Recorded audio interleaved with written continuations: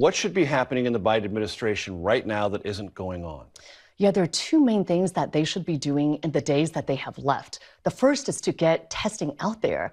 I feel like we should have learned our lesson from COVID that just because we aren't testing, it doesn't mean that the virus isn't there. It just means that we aren't looking for it. We should be having rapid tests, home tests available to all farm workers, to their families, for the clinicians taking care of them so that we aren't waiting for public labs and CDC labs to tell us what's bird flu or not. And the second very important thing is this is not like the beginning of COVID where we were dealing with a new virus, we didn't have a vaccine. There actually is a vaccine developed already against H5N1. The Biden administration has contracted with manufacturers to make almost 5 million doses of the vaccine. However, they have not asked the FDA to authorize the vaccine. There's research done on it. They could get this authorized now and also get the vaccine out and to farm workers and to vulnerable people. I think that's the right approach because we don't know what the Trump administration is going to be doing around bird flu. If they have people coming in with anti-vaccine stances, could they hold up vaccine authorization? If they don't want to know how much bird flu is out there, could they withhold testing? I mean, that's a possibility. And I think the Biden administration in the remaining days should get testing and vaccines widely available so that at least it empowers state and local health officials and clinicians to do the right thing for their patients. Well, gang, as much as we try to keep this channel optimistic and hopeful for the new golden age before us, I hate to break it to you, Walls, I'm sure most of you guessed, but the globalists are up to globalist schemes yet again. Now they're sounding the alarm, as you heard, about a bird flu epidemic. Yes, just in time for the inauguration. We're hearing rumblings of yet, if you could believe it, yet another shutdown. Now, I know a lot of you may be thinking that we've got better leaders this time, and that is true. But like we say on this channel a lot, there's a tremendous amount of work to do for the incoming MAGA administration. And it does seem that the Biden administration is hell-bent on going scorched earth in the waning days of their power. And let me show you exactly where the hooks are. Look at this table here. This table outlines just how much money some very big names in government have received from big pharma companies over the years. Now, don't think that the $5 million mentioned in the opening clip is just clean money without strings attached. So what can courageous patriots do? How can we rise up against the antics of such a corrupt political class? Well, joining me today is Peter Gillooly, CEO of my absolutely favorite nonconformist brand, The Wellness Company, who, by the way, have been fighting back against the elite medical establishment since their very inception. And gang, don't forget, if you click the link in the description below or scan the QR code, you can get their Contagion Kit plus free shipping right now if you use promo code Turley. So, Peter, great to see you, my friend. Thanks for joining us. Thanks for having me on, Dr. Steve. It's an honor having you. So, I mean, we were kind of chatting a little bit before the interview. What do you think is actually going on with this bird flu, I guess, semi-hysteria that's happening? We know Biden previously he gave Moderna $176 million for a bird flu vaccine to be developed back in July. Then I saw someone post about a bird flu summit that took place in DC and just a couple of months back in early October. So, I mean, forgive me for being cynical here, but this all seems rather orchestrated. What's your medical team saying in all of this? Well, I think it's important to kind of put the narrative in context, Dr. Steve. And I think the full story, many people find quite shocking. So bird flu has been researched far earlier than COVID, H5N1 specifically, and that happened at the University of Wisconsin-Madison, as well as in USDA research facilities in Athens, Georgia, funded by the USDA and, guess who, the Chinese Academy of Sciences. This is all very well documented in the public sphere. Then fast forward here to January of last year, all the globalists had their little powwow in Davos, and there was a DiseaseX forum sponsored by the pharmaceutical companies where they talked about the hypothetical but probable scenario that a zootropic or an animal-borne illness like bird flu would emerge as a serious threat to the public health in the near future. Fast forward another 6 months, as you mentioned, the Biden administration finds it fitting to give hundreds of millions of taxpayer money to, guess who? Moderna and Pfizer and the usual suspects to develop an mRNA vaccine, in which, by the way, they also funded 5 million shots of ordinary H5N1 flu vaccines, which are already in inventory in the U.S. So that's sitting there ready to go at a moment's notice here. And then we have a bird flu summit in October. All the while, though, and this is an important fact, we've been culling our livestock. And this is another story that's kind of in parallel to bird flu that people aren't talking about. But this year, we've culled millions of chickens. And over the past 5 years, we've culled, I think, over 80 million chickens. Yeah. And just in time for a Trump election here, I think we're going to see a lot more stories about how much the price of your plate of breakfast has gone up. Wow. Because we've been killing all our livestock. And the saddest part about that story, or that angle of the story, Dr. Steve, is that the way that the USDA has architected these programs is that if you have livestock that are testing positive for bird flu, they will pay the farms per head of culled livestock. So if the livestock dies of bird flu, they don't get paid anything. So there's the farmers thinking there, I might lose 25% of my flock, or I can just kill everyone and get paid out by the USDA. What option do you think they're going to take? They're going to take the taxpayer They're dollars. incentivized. Yeah. Right? Yeah. So here we are in January, and we saw Dr. Birx back on TV, back on CNN, advocating for the Biden administration to release those 5 million H5N1 shots to the public. We've seen very sporadic infections by humans of bird flu. We had one elderly gentleman in Louisiana die who had multiple comorbidities. I'm not trying to say that bird flu isn't a problem. It's a flu. Certainly people will get sick, just like people got sick from swine flu and COVID and every other disease we've experienced over the last 20 years, Dr. Steve. But panic is not the correct response. Right. I love that. I love the way you contextualize that. That was brilliant. You're on the front. Obviously, you're on the front lines of this. And your advice is clear and cogent. But should we be concerned because we're not ruled by the most clear and cogent class, shall we say? I mean, we're hearing a lot, of the hysteria on social media about, the possibility of releasing some kind of contagion before inauguration, gain of function derived bioweapons, I've heard. I mean, what's your take again? How concerned should we be of all this? So I'm going to take an angle that maybe, you and the listeners don't expect. So first of all, on the bioweapon, I can't say with absolute certainty yes or no that this is a gain of function engineered virus. However, the research has been published that these two centers that I referenced a few moments ago have been performing gain of function research. And as we know, it's very hard to contain viruses in a lab for an extended period of time. So is there a probability or a chance that this virus that is now circulating widely around the world is one that's been modified via gain of function? Yes, absolutely. Right? We can't deny that possibility. Certainly can't rule it out. Right. So the question then becomes, okay, how afraid should we be? Right? According to CNN and Dr. Birx and others, we should be terrified, right? Lockdowns, masks, social distancing, the whole 9 yards, right? But I think if we look at the greater message from COVID, back in 2021 or 2022, I'm sure someone can fact check me online, at the WEF, they were talking about COVID, and they framed it not as the most tragic or the most deadly or the most alarming event, but the most profitable event in human history.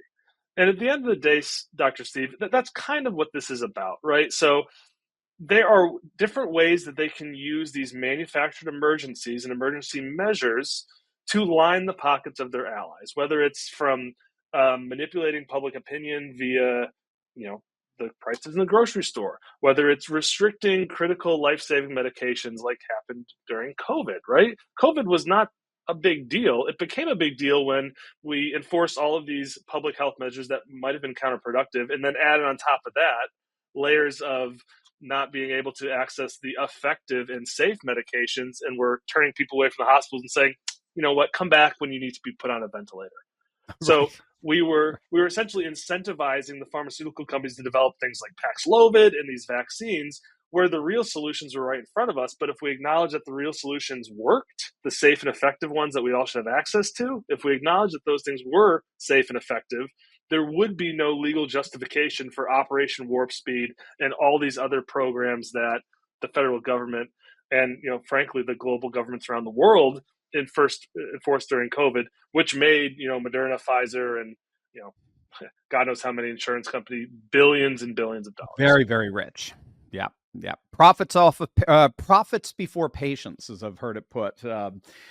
I mean, that does raise the questions. What can we do to prepare? I've talked about the wellness companies, a variety of incredible emergency medical kits over the last several months.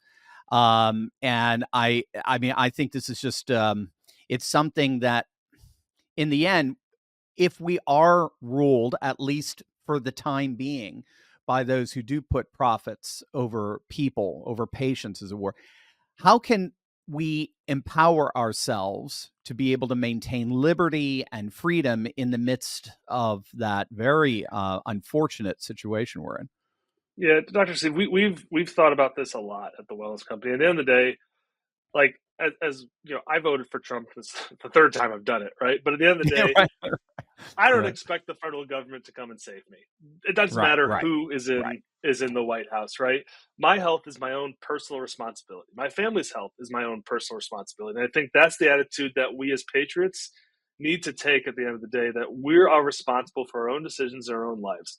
That's where the Wellness Company comes in. We try to give people a wide variety of solutions to empower them to take their health into their own hands. So you Right. talked about the medical emergency kits. We have a contagion kit, which is specifically geared towards respiratory viruses. It has things like hydroxychloroquine, the hero of COVID, Tamiflu. It has a budesonide and nebulizer in there, so you can actually breathe it in. Z-Pak, ivermectin. It has the whole 9 yards is there for respiratory viruses. And you compare having that on hand with, the possibility of having to go to an urgent care and emergency room, especially in a pandemic situation where services might not be available. It's scary. And moreover, I think you as a doctor can appreciate this. We need to practice preventative care. And if you do get sick, the best time to treat illness is immediately. Early intervention is key to staying healthy. Most people nowadays, you get sick and say, I'm just going to go lie in bed for a few days. That's the worst thing you want to do, right? That's how the disease lingers, it festers, and it spreads. You want to be hitting it immediately as soon as you're experiencing symptoms. And having one of these medical emergency kits in your home allows you to have the tools on hand so you can attack it day one. You don't have to go wait and schedule a call with the doctor. And I think a combination of readiness as well as preventative care, supplementation, sleep, exercise, the usual lifestyle things that keep you healthy and well, those two things combined together, those are going to last, the test of time here. Yeah, I mean, I've often taught. And full disclosure, I'm a PhD. I'm a worthless doctor. I'm not a useful one like you are, right? I'm the doctor. Somebody falls down in a crowded place, I can't help them. That's the funny part of. Right? I think they call PhDs piled higher and deeper. I know, but just being, full disclosure there, but it's so interesting the way you're describing it, because we've talked often on this channel about, again, we're like the first generation that doesn't prepare. We don't prep. Our grandparents had, they had closets full of canned goods and so forth. I mean, they were the depression generation. They just prepping was just part. It was an insurance policy.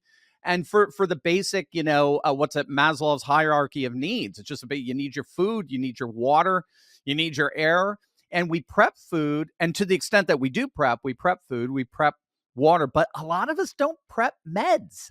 And that seems to me insane if you think about it, because it seems that meds are just as valuable in certain circumstances as food and water would be. Yeah, I think somewhere along the way, maybe it was in the 90s when we were kind of settling into the golden age of American prosperity, prepping Right. kind of fell out of vogue. And Right. that is a potential risk factor for many families. I mean, we say all the time, food, ammo, gold, water, Yep. medications. These are all things that you should have a Exactly. stockpile Yeah. of, right? Yeah. Because you Yeah. don't know what's happening. And I'm not trying to Right. catastrophize, but you know, how many Americans are affected by natural disasters even every single year? Look at, the We're seeing hurricanes it that hit or in the southeast California right coast, now. Yeah. the Yeah. fires in California, right? Yeah. Like, it doesn't have to be a global pandemic that could cause you to dip into your stockpiles, but you're Yeah. probably going to use it. It's not really if, it's when, and you'll be Right. happy when you have it. Yeah. Oh, that's for sure. Again, that's the beauty of insurance. It gives you that sense of assuaging of fear. So you mentioned the contagion kit, which is so cool. I love it. I've got one, and it's the best choice for something like a bird flu type scenario. How can our listeners get one? Because these are so cool. Yeah, you can follow the link below. You can go to the website, you quickly check out, you can order the contagion kit. After you finish checkout, you'll see a little pop up. You'll fill out a 2-minute intake questionnaire, kind of like you were to go to a doctor's office, but a little quicker. You submit that, it goes off to our medical team. We have a 50-state telemedicine practice that reviews each one of them and writes you a script.